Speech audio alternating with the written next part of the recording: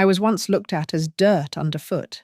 I was the dirty migrant girl who lived under the stairs, ate other people's scraps, and kept quiet because every word could be punished. My mum scrubbed floors in the house of the rich. I hid in a closet and solved equations in my mind, dreaming of the day when no one would ever say I was nothing again. Today, I'm the CEO of a global company. I create technology that changes the lives of thousands of people. And I haven't forgotten a single look, a single humiliation, because it's from them that my strength grew. This is not just a story of success. It's a story of survival, remembrance, and overcoming. Watch this video to the end. Maybe it will give hope to someone close to you. Don't forget to subscribe to the channel so you don't miss new inspirational stories. Write in the comments what part of this story touched you the most. I read every review. And be sure to check out the other videos on the channel. There are equally powerful destinies waiting for you there. I remember the dust first, not the soft, powdery kind, but coarse red grains that stuck to my skin like a second layer. It mixed with the sweat on my neck and made me itch during the long afternoons when the sun scorched the clay roof above our heads. I was born in a small village in Tamil Nadu, India, a cluster of thatched roofs and mud walls wrapped in the smell of turmeric, smoke, and distant rain that never came on time. We lived simply, or so I thought. My parents never let on how heavy life was until we prepared to leave. My father was a school teacher, respected by the poor and ignored by the powerful. He had the kind of mind that never stopped working, filled with poetry, arithmetic, and dreams too big for the place that bore him. My mother was his silent twin flame. She bore the weight of our world without ever complaining. When I think back now, I don't remember her voice as much as I remember the way her hands smelled like ground lentils and sandalwood, and how they always found me when I needed comfort. I was 6 when our lives shifted. The monsoons had failed again, crops were drying, and the village headman, a man whose sandals cost more than our yearly earnings, refused to let my father teach in the bigger school. One night, I woke to hushed voices and the flicker of lantern light in the main room. My father was speaking with 2 men dressed in starched white shirts. Papers were passed. There were stamps, signatures. My mother cried for the first time I had ever seen. It wasn't until the next morning that I understood we were leaving India. My father had been selected through a work recruitment scheme to move to the United States, a place I only knew from pictures on biscuit tins and the glimmering stories my father told me about inventions and tall buildings. It was supposed to be for opportunity, for dignity, for something more than surviving. We sold nearly everything. My father's books, including his cherished volume of Tagore's poems, were wrapped in old newspaper and exchanged for rupees. My mother traded her wedding bangles for extra cloth for our journey. Our hut, which I once thought of as vast and safe, became emptier by the hour. The only thing I refused to let go was my wooden doll. She had no face, just black beads for eyes and a crooked smile painted on by my cousin. She didn't make it into the suitcase. We travelled by train for 3 days to reach Mumbai. I remember the metallic groan of the wheels, the smell of roasted peanuts and diesel, and the press of bodies against each other in every direction. I don't know how I survived those nights, sleeping upright between my parents, my face pressed against my mother's thigh. Sometimes I'd dream of my village, only to wake up and realize we had left it behind forever. The boat to America was a steel prison with salt-rusted walls and a never-ending horizon. We were crammed into 3rd class, dozens of us in a dark room with bunk beds stacked like cages. The ocean was not romantic. It was cruel and wet and always moving. People vomited beside me. One woman died after 5 days and was buried at sea. My father wrapped his arms around me every night and recited multiplication tables in Tamil to keep my mind sharp, as if formulas could shield me from seasickness and fear. When we finally arrived in New York, I thought I had landed in a dream. Skyscrapers clawed at the sky, streets buzzed with people, and signs blinked in every color. But the dream quickly dissolved into cold reality. At Ellis Island, officials took our names and simplified them. Ravi Krishnan became Ravi.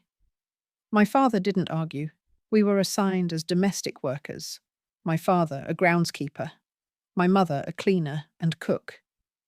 I, still a child, was listed as dependent labor. They sent us to Virginia, to a white family named the Carters. Their house was enormous, 3 stories, windows that looked like church glass, and hallways that echoed when I walked. But we weren't guests. We weren't even staff. We were invisible. My mother was given a uniform and a strict schedule. My father was told to stick to the garden. I wasn't allowed to use their kitchen, their bathroom, or even their stairs. They gave me a room under the staircase, a cupboard, really, with a thin cot and no light. That became my world. I could hear everything, the stomp of feet above me, the clinking of glasses in the dining room, the laughter that never included us. I wasn't allowed to eat with my parents, who were given leftover scraps on mismatched plates. I often went to bed hungry, staring at the wooden beams above, tracing cracks in the wall like constellations. I remember one day, I wandered into the hallway by mistake. I wanted to see the dining room, the polished silverware, the grand chandelier I had glimpsed once when the door creaked open. Mrs. Carter found me touching the edge of the tablecloth. She didn't scream. She didn't curse. She simply looked at me with a calm, dismissive disgust and pointed to the floor. That look, cold and flat, told me more than any words ever could. I was less than them. I was dirt. My mother cried that night. She thought I was asleep. But I heard her whispering to my father in Tamil, her voice shaking as she begged him to send me back home, to keep me safe. He said nothing. He only touched her shoulder and left the room. In those early months, I began to understand what it meant to be small. Not small in size, but in the eyes of others. I was spoken about, not spoken to. At the grocery store, people looked through me. At the park, I was never allowed near the playground. In school, when I finally started going, the kids asked if I smelled like curry or if my skin was dirty. I didn't answer. I didn't know how. But beneath that silence, something started to grow. A stubbornness. A kind of fire I didn't have words for. I began to listen carefully to how the Carters spoke, how they moved, what they valued. I memorized everything. I repeated English phrases over and over in my cupboard room. I watched the gardener use tools. I learned how to clean silver without scratching it, how to make biscuits that didn't crumble, how to smile without showing too many teeth. I was learning their world, not because I wanted to belong to it, but because I knew that one day I would rise above it. There was a night, months after we had arrived, when I sat on the cold floor of our quarters, my knees pulled to my chest, and I made a vow. I didn't say it out loud. I whispered it to the wall, to the floor, to the small ghost of the girl I had been. I promised myself that I would never let this be the end of my story. I would find a way to be more than a shadow under someone's staircase. I didn't know how. I didn't know when. But I would. That night, I dreamed of a staircase that rose into the sky, and for the first time, I imagined myself climbing it. I didn't fully understand what it meant to be invisible until I lived in the Carter's house for a full year. There is a kind of invisibility that goes beyond being unnoticed. It becomes a condition, a way others relate to your existence. A child learns quickly what her place is in the eyes of people who think she doesn't deserve one. The Carters were polite in the way people are when they want to remind you that you're beneath them without getting their hands dirty. They rarely raised their voices. They didn't need to. Every rule, every look, every withheld kindness was its own kind of command. My mother addressed Mrs. Carter as ma'am, though it tasted bitter on her tongue. My father, who once read Shakespeare aloud to village children, now said nothing unless spoken to. They both moved around the house like ghosts, silently making it shine. I watched them become smaller each day. My mother, who used to sing while she cooked, now hummed without melody. My father, who used to tell me bedtime stories of gods and warriors, spent more time kneeling in the garden than sitting upright. The Carters were not outwardly cruel. That would have made them easier to hate.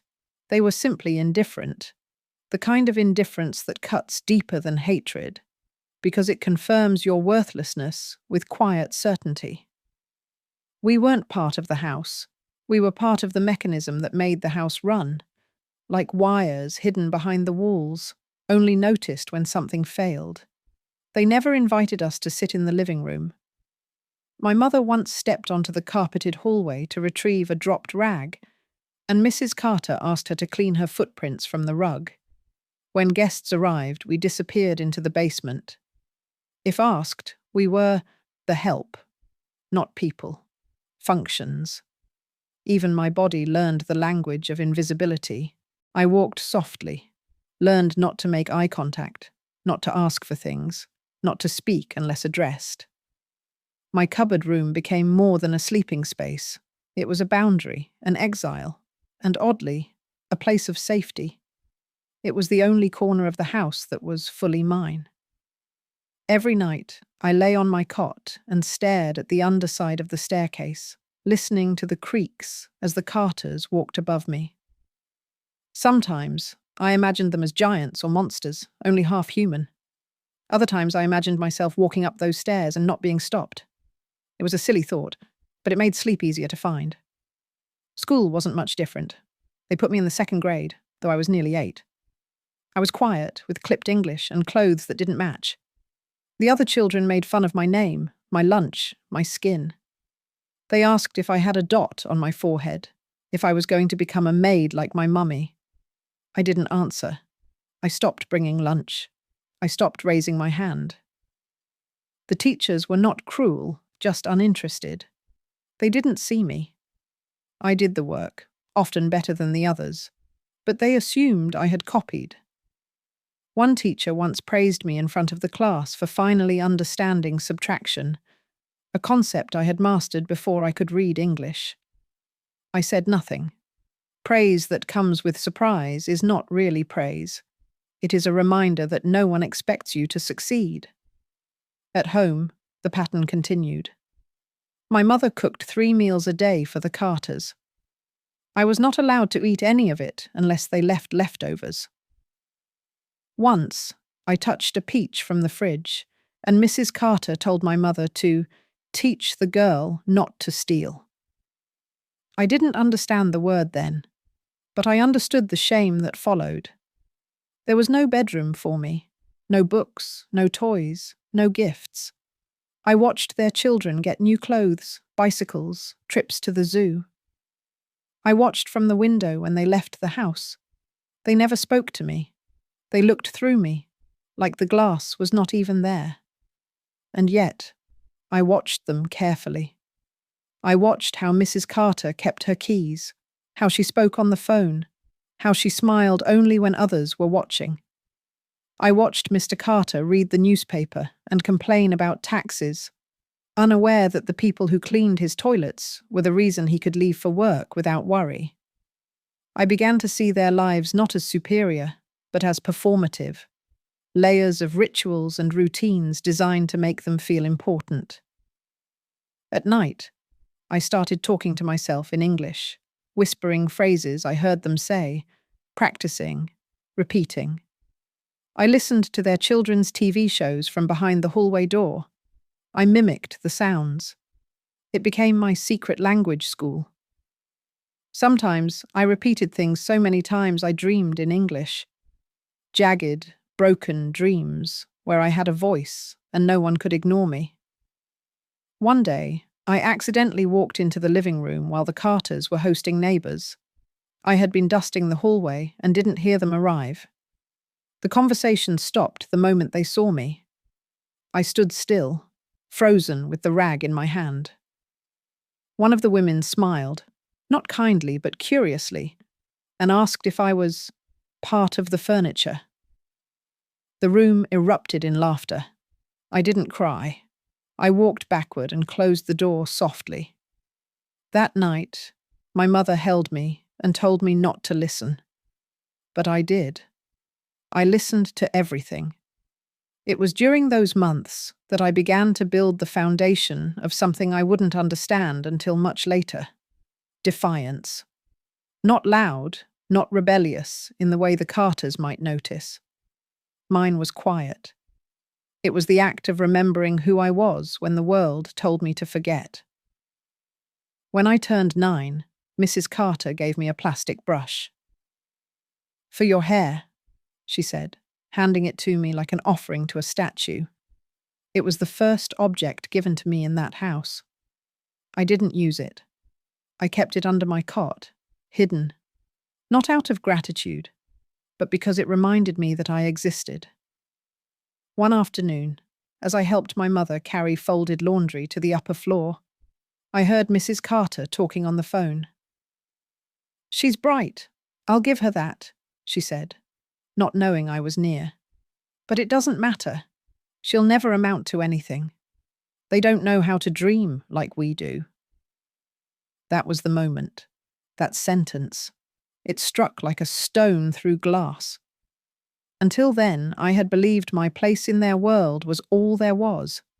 A fact, a condition. But in that moment, I realized something vital. They were wrong. It wasn't that I couldn't dream. It was that they couldn't imagine me dreaming, and that was their failure, not mine. I didn't say anything. I didn't rush out or confront her. But something settled inside me. A quiet decision. One day, I would prove them wrong. Not by fighting, not by shouting, but by becoming someone they couldn't ignore.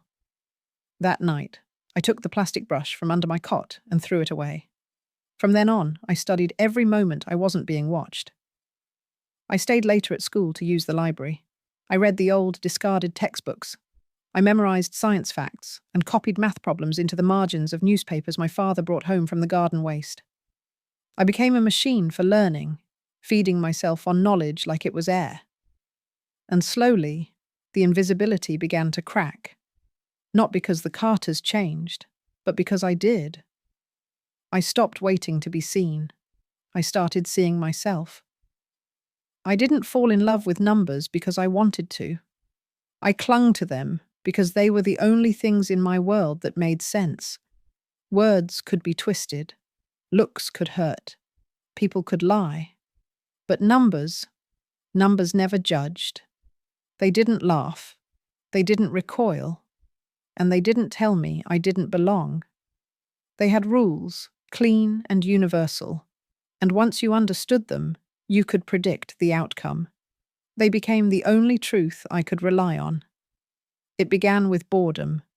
I was 10, and school was a daily ritual of endurance. The classroom smelled of chalk and sweat. The desks were too big for some, too small for others. The teacher barely remembered our names. I sat near the back, where the peeling wallpaper curled like old skin, and the heater barely worked in winter. No one noticed me unless I made a mistake. I was the dark girl with the strange lunches she didn't eat, who spoke rarely and stared out the window too long. The only time anyone talked to me was when they needed to copy my answers. But then came Miss Elliot, a substitute teacher with short grey hair and a sharp voice. She wasn't kind exactly, but she was precise. She walked in and expected the room to adjust. I liked her immediately because she didn't waste time with small talk. One day, She gave us a timed test on multiplication. I had already finished before most had even begun. I sat there with my pencil resting, watching as the others scratched their heads and counted on their fingers. Miss Elliot noticed. After class, she handed me a booklet, old, spiral-bound, with faded print. Advanced Arithmetic, it said. I took it home like a sacred artifact. From then on, I stopped trying to fit in. I had something else now. After chores, after helping my mother with the laundry and folding the Carter children's clothes, I'd go to my cot, light a small lamp, and flip open that booklet. The numbers danced, equations curled across the page like vines, and I followed them deep into a forest where nothing could touch me. Soon I was solving problems from the 6th grade while still in 4th. I didn't tell anyone, not even my parents. I didn't want to be praised. I wanted control, mastery, something that was mine and couldn't be taken or mocked. In time, Miss Elliot requested a meeting with my parents. The Carters refused to let them leave early from work, so I went alone. I stood outside her office, my knees shaking, and knocked. She told me I had talent. That word again, talent. But this time, it wasn't laced with pity or surprise. She said I needed more advanced materials, maybe even tutoring, but that the school didn't have resources for special instruction. Still, she gave me books. I took them all. In my secret world, I began to explore algebra, geometry, patterns. I loved that there were multiple paths to the same truth. Equations had elegance.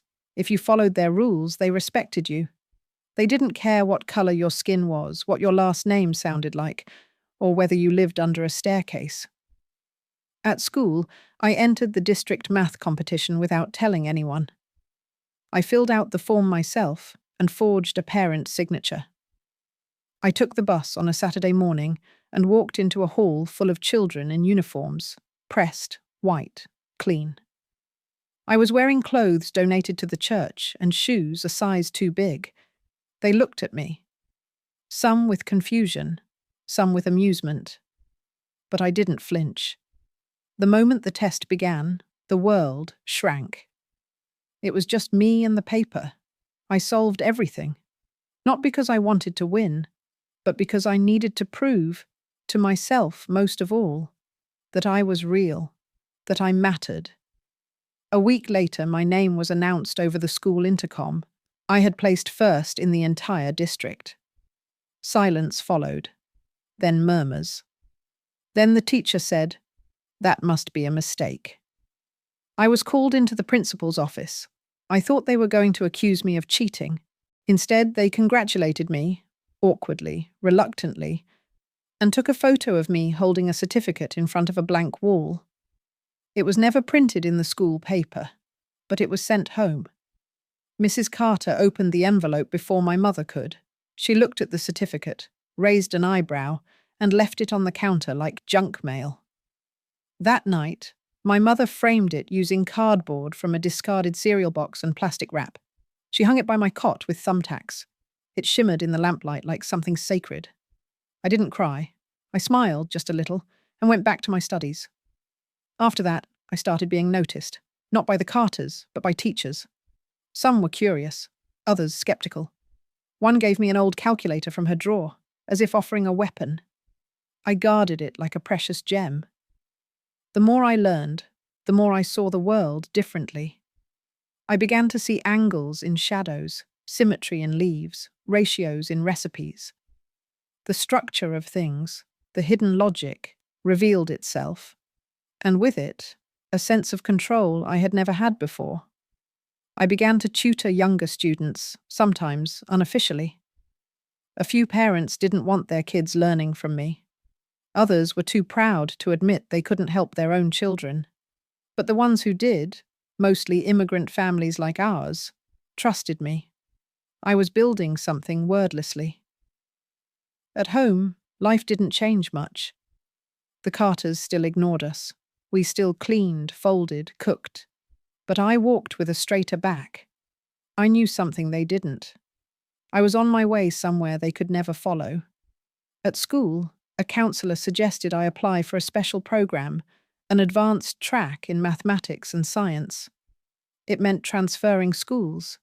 It meant leaving early and returning late. My mother hesitated. She didn't want to anger the Carters. But my father looked at me and nodded. "They will not see," he said quietly in Tamil. "But you must." And so I did. I transferred to a magnet program, one with labs and proper textbooks and teachers who challenged me. I found other kids who liked numbers, who didn't care where I came from. I started entering more competitions, state level, national. I wasn't always the best, but I was never again invisible. I remember once at a regional event, an old professor leaned over and whispered, "Where did you learn this?" And I answered simply, "Under the stairs." He laughed, thinking I was joking, but I wasn't. That place, that cold, narrow space, had been the crucible, the forge, and every number I solved had been a hammer strike on the chains the world tried to wrap around me. I didn't know it then, but I was already becoming someone the world would one day have to see. Love, when it came for me, did not arrive with music or fireworks. It came quietly, like a seed landing on the ground in a place no one expected it to grow.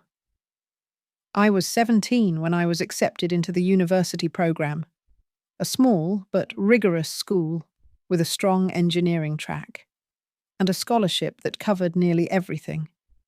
When the letter came, my father held it in both hands, like it was made of silk. My mother touched the corner to her forehead in blessing. The Carters said nothing. That fall, I packed 2 suitcases. One was filled with books and the other with clothes, none of them new. My parents stood on the sidewalk as the bus pulled away. My mother waved until her hand disappeared in the distance. My father didn't wave. He just stood tall, his arms folded, watching me leave the world that had nearly swallowed us whole. College was like stepping into a second America. Not better, just different. The walls were lined with posters quoting Einstein and Maya Angelou. The students carried backpacks full of opinions. For the first time, I wasn't the only immigrant's daughter in the room. There were people from Ghana, Korea, Bolivia. There were girls who wore hijabs and boys who spoke 3 languages and called it casual. It was loud, alive, and yet I still felt like I was floating on the edge of something. Not quite in, not quite out. I kept to myself at first. I was focused. Classes consumed me. My professors were demanding. Calculus, thermodynamics, circuit theory. At night, I tutored to pay for meals and extra lab supplies. I didn't party. I didn't drink. I didn't go to rallies or join clubs. I didn't believe I could afford distraction. Then I met Jack. It wasn't love at first sight. It was recognition. He was always at the campus library, reading old scientific journals like they were novels. He sat at the table closest to the window. Every afternoon. Same seat. One day, I sat across from him. The next day, I did it again. We didn't speak for weeks. Then one day, he slid a book across the table. Quantum Computation and Information. "It's yours," he said. That was how it began. He wasn't like anyone I had known. He was quiet, yes, but not with the kind of silence I had grown up around. His was a thoughtful stillness, the kind that waits, listens. He didn't ask where I was from. He asked what I thought about entropy. He didn't offer compliments. He offered contradictions. We debated logic and design theory. He told me I was wrong. I told him he was slow. We fell into rhythm like code, tight, efficient, mutually reinforcing. Jack was white, from a small town in Pennsylvania. His father was a doctor. His mother painted for galleries and taught part-time. They were not wealthy, but they were comfortable in the way that made them unafraid. When Jack told them about me, their discomfort came dressed in kindness. "We just want to be sure she understands your background," his mother said.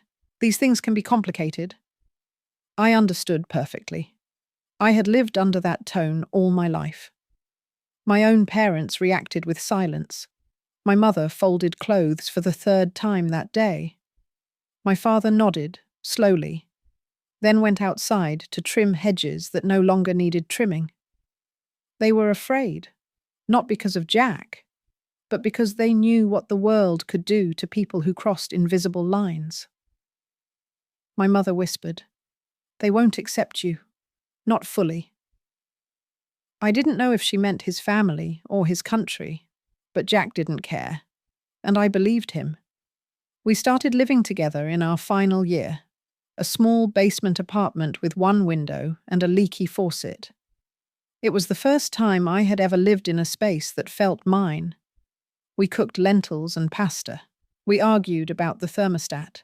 We stayed up late sketching out projects on napkins and walls. I told him about my childhood, piece by piece, like handing someone parts of a broken vase and asking them not to drop it. He listened, always. The hardest decision was to marry him, not because I doubted him, but because I knew what it would cost. We eloped at City Hall. No dress, no ceremony, no witnesses, but a clerk with a cold and a couple arguing behind us. Afterward, we sat on a park bench and ate cold samosas from a lunchbox I had packed that morning. We laughed. We cried a little, but not for sadness, for the weight of it, for the finality. When I called my mother, she said nothing for 10 seconds. Then, quietly, she asked, "Will he protect you?" I said yes. She hung up. A few weeks later, a letter arrived in Tamil. She had included a dried jasmine flower. It crumbled in my hand as I opened the page. That winter was the most difficult and the most freeing. Jack's parents didn't speak to us. Mine spoke in fragments. We lived off scholarships, small grants, and savings from our tutoring jobs. The apartment had mold in the bathroom. The stove had only one working burner, but we were happy. More than that, we were aligned. One night, during a particularly long blackout caused by a snowstorm, Jack and I sat on the floor under blankets and scribbled notes on the back of discarded flyers. We were discussing a heating problem in low-income housing, a concept that fascinated us both. The idea that poor people paid more for heat than the rich because their systems were outdated and inefficient. We wanted to fix it. That was the first time we dreamed of building something together, not just a device, but a company, an idea, a solution. We had no money, no contacts, no one to introduce us at fancy dinners or invest in our future. But we had lived in the margins long enough to know where the gaps were. We knew the problems from the inside, and that meant something. We decided to start small. A solar-powered water heater, affordable, compact, efficient, designed for families like mine, like ours. We spent 6 months developing the prototype. Jack handled the technical wiring. I ran simulations, heat flow analysis, cost modeling. We borrowed lab time at the university. We stole scraps from the engineering department's discard bins. We built the first unit in our kitchen. It looked ugly, but it worked. When we turned it on and watched the water rise from cold to hot in under an hour, I cried. Not because it was perfect, but because it was real. That summer, we pitched it to the city's pilot program for sustainable housing. We were denied, so we went door to door, to neighborhoods people avoided. We showed it to mothers carrying babies, to grandmothers sweeping porches, to fathers working double shifts. We didn't ask them to invest, we asked them to believe. And some did. Our first sale was to a Bangladeshi couple with 4 children. They paid in cash and brought us sweet rice as thanks. Our second customer gave us a goat in exchange. We accepted. By the end of the year, we had sold 12 units, enough to rent a larger space, enough to call it a business. We called it Sanvi Systems, named after a word in Sanskrit meaning connected with knowledge.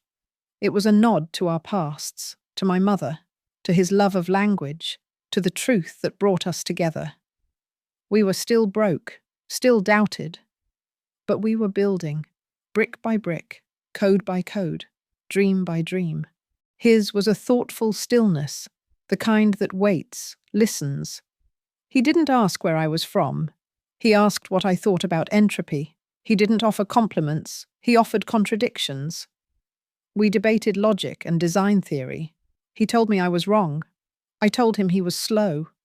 We fell into rhythm like code, tight, efficient, mutually reinforcing.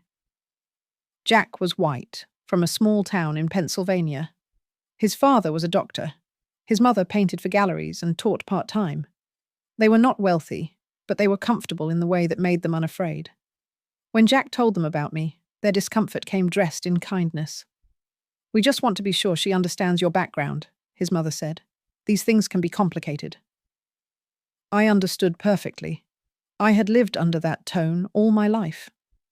My own parents reacted with silence. My mother folded clothes for the third time that day. My father nodded, slowly, then went outside to trim hedges that no longer needed trimming. They were afraid, not because of Jack, but because they knew what the world could do to people who crossed invisible lines. My mother whispered, "They won't accept you. Not fully." I didn't know if she meant his family or his country, but Jack didn't care, and I believed him. We started living together in our final year, a small basement apartment with one window and a leaky faucet. It was the first time I had ever lived in a space that felt mine. We cooked lentils and pasta. We argued about the thermostat. We stayed up late sketching out projects on napkins and walls. I told him about my childhood piece by piece, like handing someone parts of a broken vase and asking them not to drop it. He listened, always. The hardest decision was to marry him, not because I doubted him, but because I knew what it would cost. We eloped at City Hall. No dress, no ceremony, no witnesses, but a clerk with a cold and a couple arguing behind us. Afterward, we sat on a park bench and ate cold samosas from a lunchbox I had packed that morning. We laughed. We cried a little, but not for sadness, for the weight of it, for the finality. When I called my mother, she said nothing for 10 seconds. Then, quietly, she asked, "Will he protect you?" I said yes. She hung up. A few weeks later, a letter arrived in Tamil. She had included a dried jasmine flower. It crumbled in my hand as I opened the page. That winter was the most difficult and the most freeing. Jack's parents didn't speak to us. Mine spoke in fragments. We lived off scholarships, small grants, and savings from our tutoring jobs. The apartment had mold in the bathroom. The stove had only one working burner. But we were happy. More than that, we were aligned. One night, during a particularly long blackout caused by a snowstorm, Jack and I sat on the floor under blankets and scribbled notes on the back of discarded flyers. We were discussing a heating problem in low-income housing, a concept that fascinated us both. The idea that poor people paid more for heat than the rich because their systems were outdated and inefficient. We wanted to fix it. That was the first time we dreamed of building something together. Not just a device, but a company, an idea, a solution. We had no money, no contacts, no one to introduce us at fancy dinners or invest in our future. But we had lived in the margins long enough to know where the gaps were. We knew the problems from the inside, and that meant something. We decided to start small, a solar-powered water heater, affordable, compact, efficient, designed for families like mine, like ours. We spent 6 months developing the prototype. Jack handled the technical wiring. I ran simulations, heat flow analysis, cost modelling. We borrowed lab time at the university. We stole scraps from the engineering department's discard bins.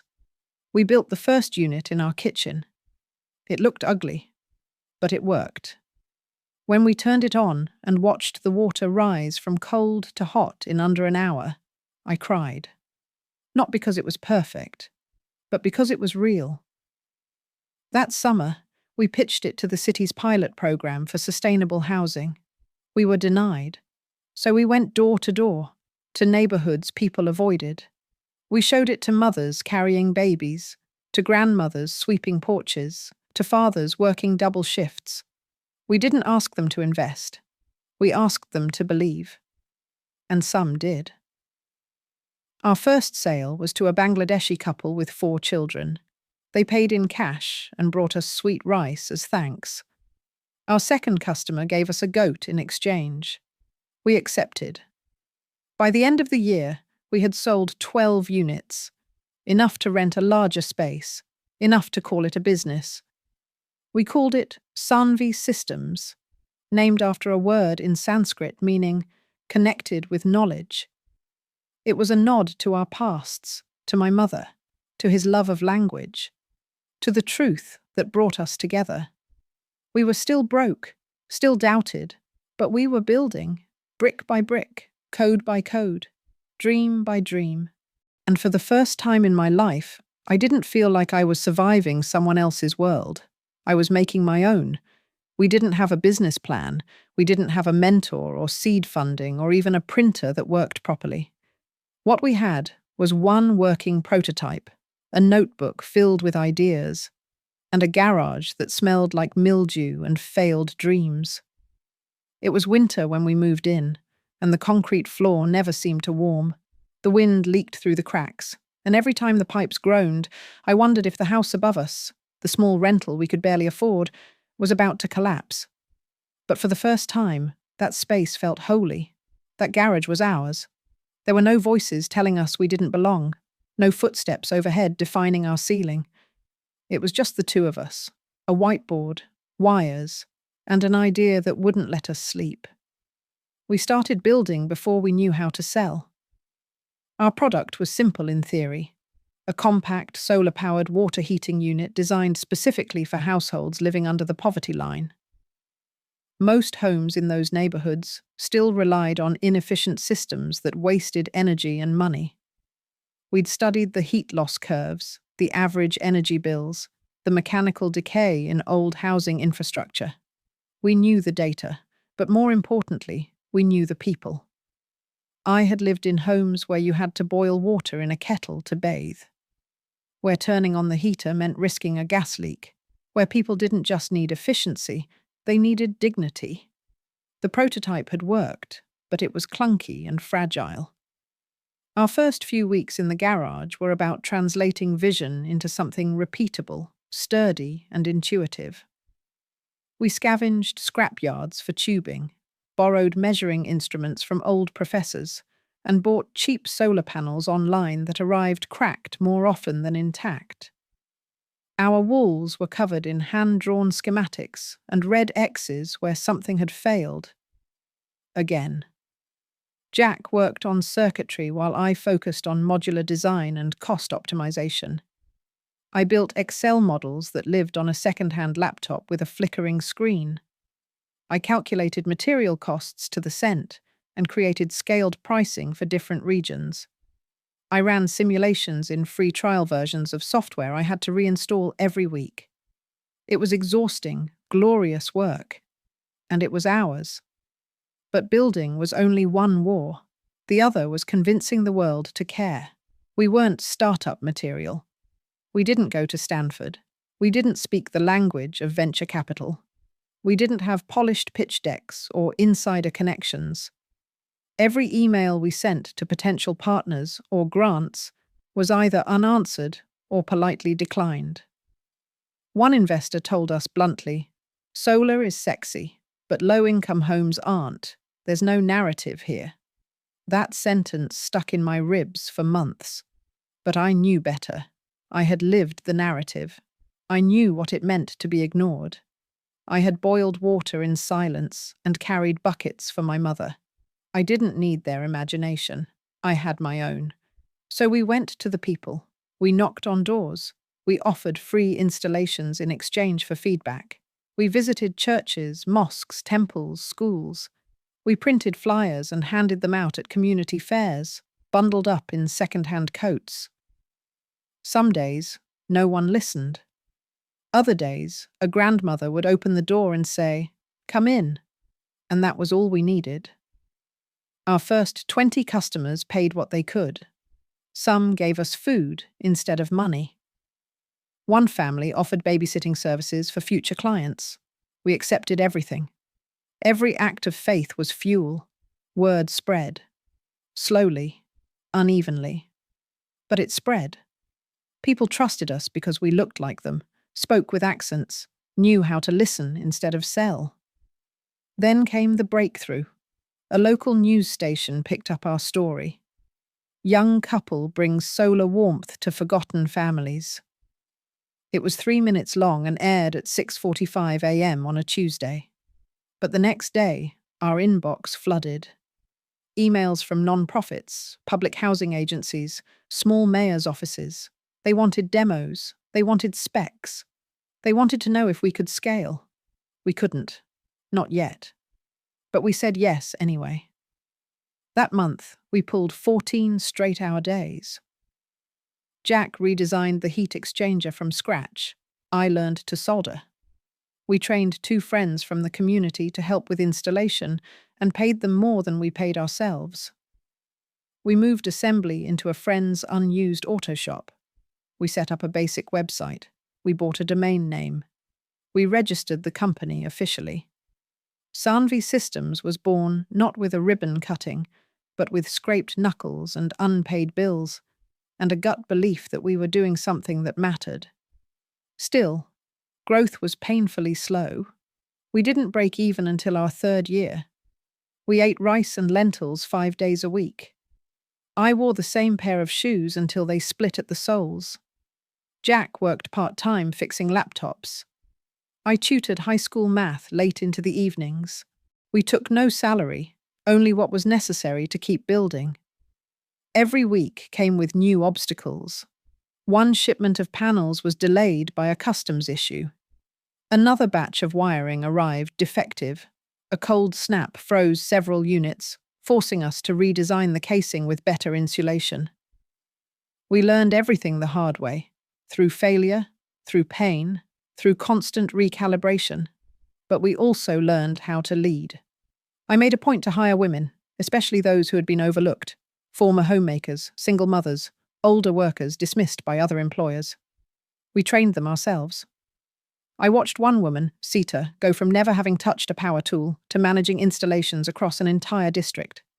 We created manuals in 4 languages. We offered aftercare support through WhatsApp. We refused to automate our helpline. Real people answered real questions. And our clients, in turn, became our evangelists. Still, for every small victory, there was a reminder of the uphill road we were on. We were rejected from every startup incubator we applied to.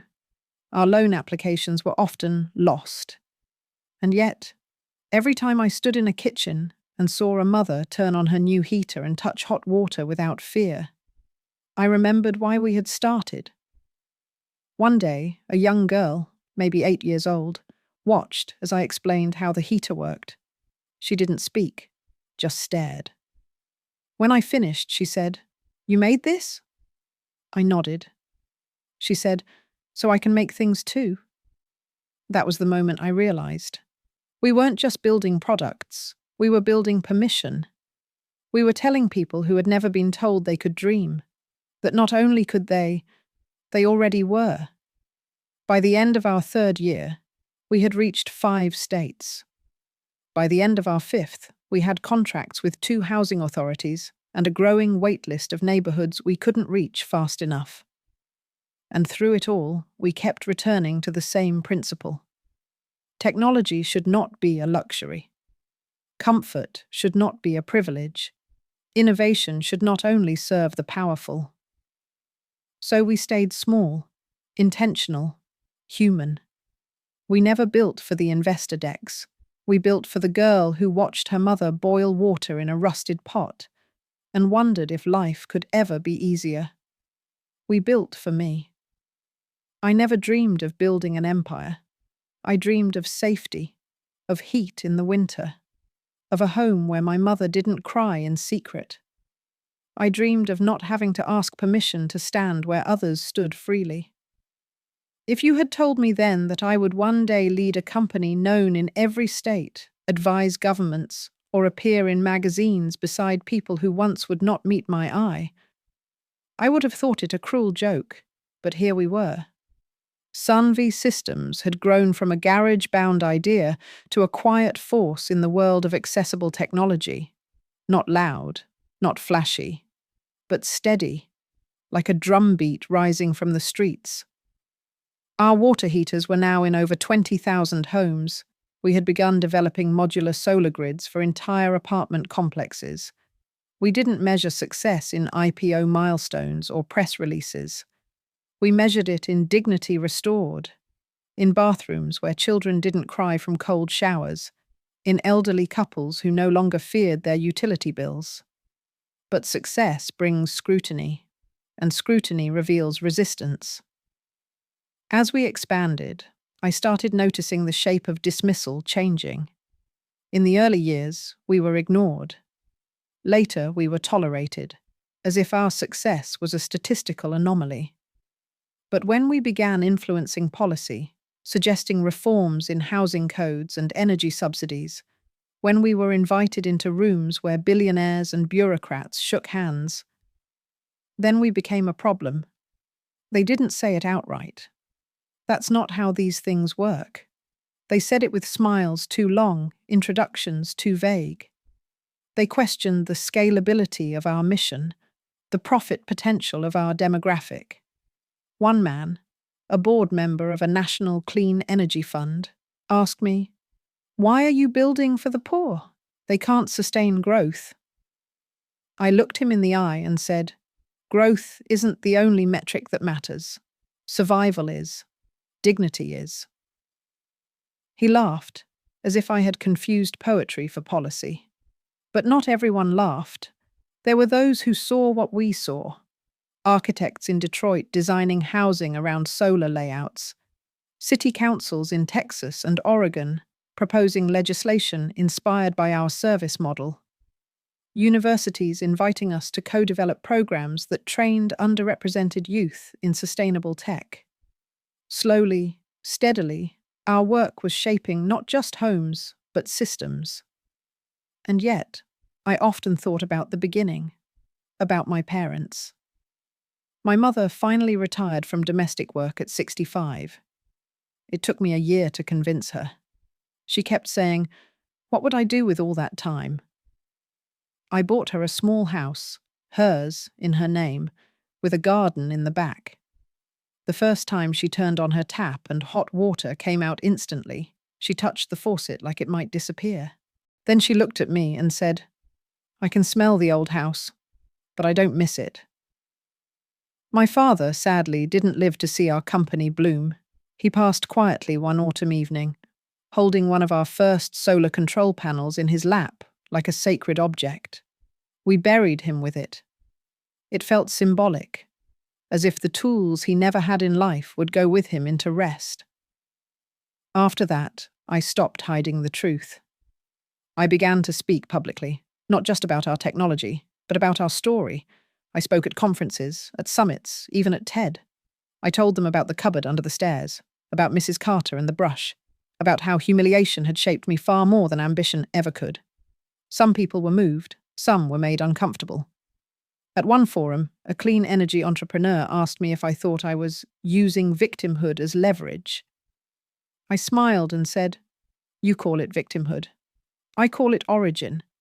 It's what gave my work meaning long before it gave me money." The next day, we had the highest spike in applications to our community training program. But the most surreal moment of my life came on a crisp spring morning in a glass conference center in Washington, D.C. I had been invited to a leadership summit one of those elegant, curated events where people wore expensive scarves and discussed ethics over hors d'oeuvres. A man approached me, tall, expensive watch. He introduced himself as Carter, Daniel Carter. The name took a moment to land. Then it did. He was the youngest son of the family my parents had worked for, the family whose house I had cleaned, whose leftover food we ate, whose floors my mother had polished on her knees.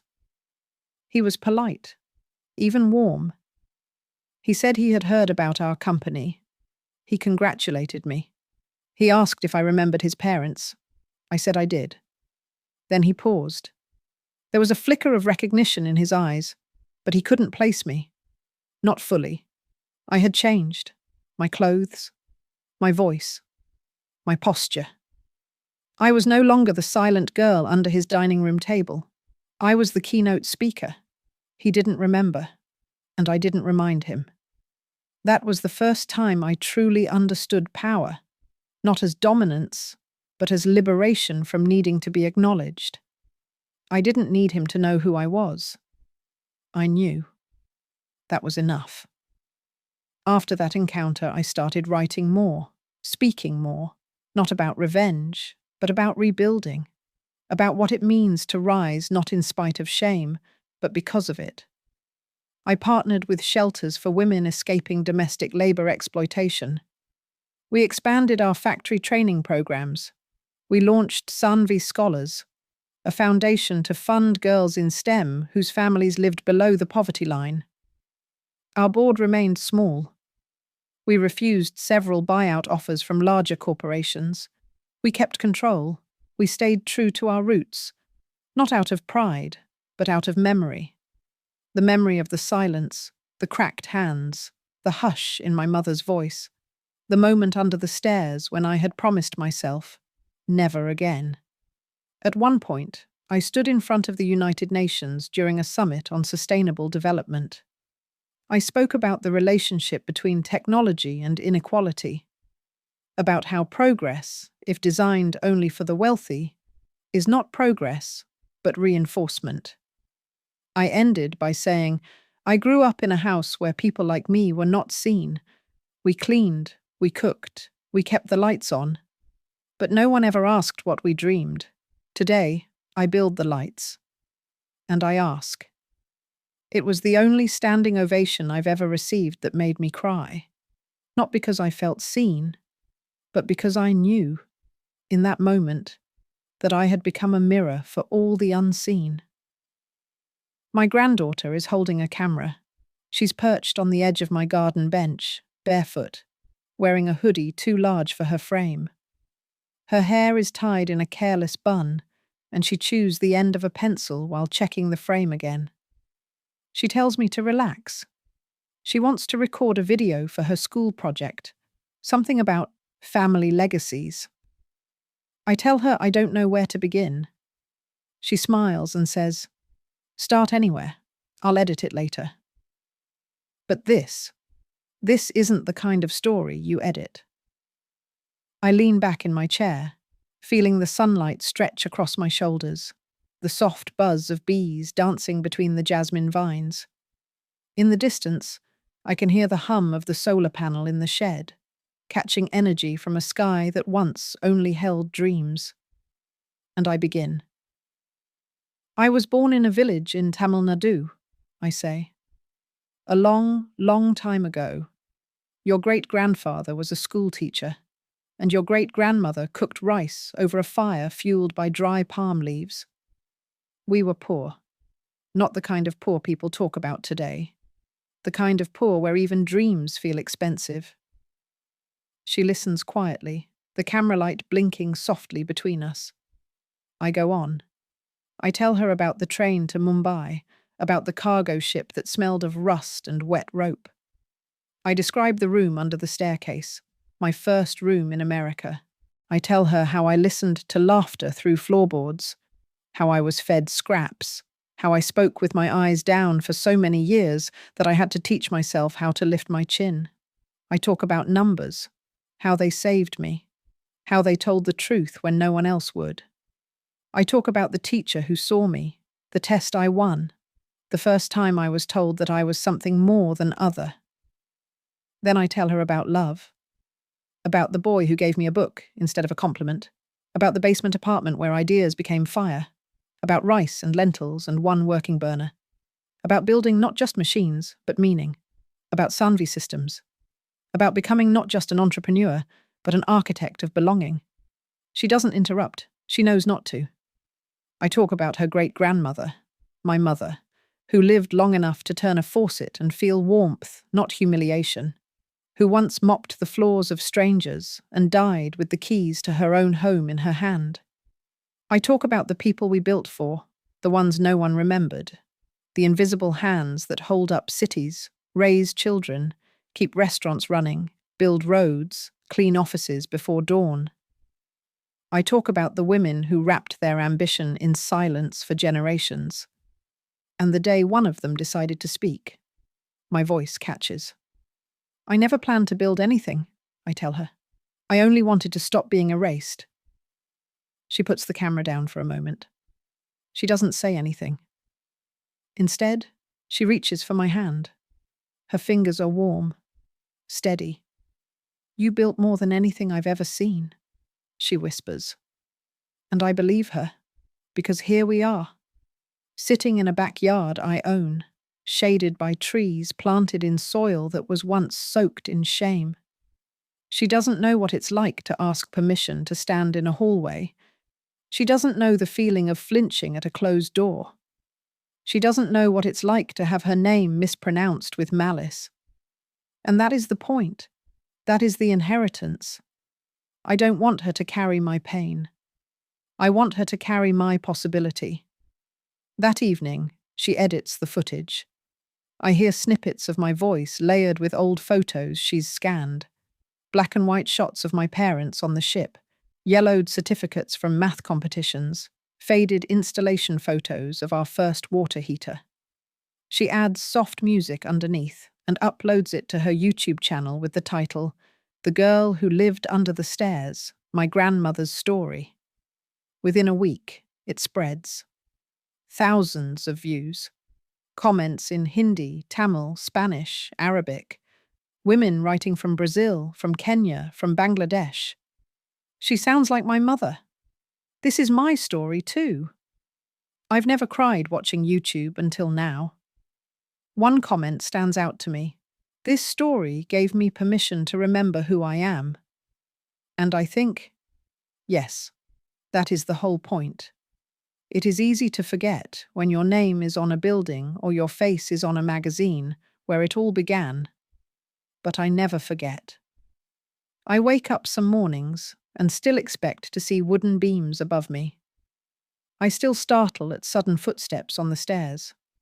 Sometimes, I catch myself asking before I speak, a habit stitched so deeply into my body it may never fully leave. But that's okay, because the girl under the stairs is not someone I want to erase. She is the root. She is the promise. She is the witness to everything that followed. And every time I stand in front of a classroom, or hand over a diploma to a girl who thought she'd never go to college, or turn on a tap in a home we helped power, I whisper to her, "We made it." And I feel her smile. She's still with me. She always will be. Not as a ghost, as a flame. If this story moved you, don't forget to subscribe for more powerful true stories from voices that deserve to be heard. Watch our next video to discover another journey of resilience and transformation. And if you believe this story matters, share it. Someone out there needs to hear it today.